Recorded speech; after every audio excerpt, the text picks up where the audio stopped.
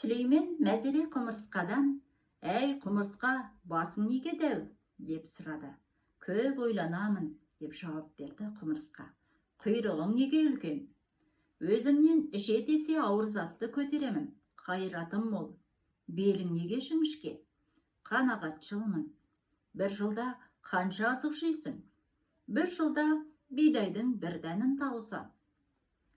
«Ендеше көрейін сенің қанағатшылдығыңды», деп Сүлеймен оны бір ыдысқа қамайды, ішіне бір ғана дән тастайды. Бір жылдан соң қараса, бидайдың жартысы ғана желінген.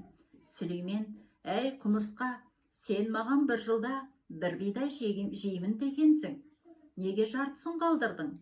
деді. Құмырсқа: «Әдетте менің ризығымды Алла береді. Ол бізді ешқашан ұмытпайтын. Аллаға тәуекел етіп, артық азық сақтамаймыз. Бұл жолы азығымды сен бердің. Сен Алла емессің ғой, ұмытып кетуің мүмкін. Сондықтан сақтық қылып, жартысын алып қалдым», деді. Сүлеймен оның қанағатшылдығына риза болды.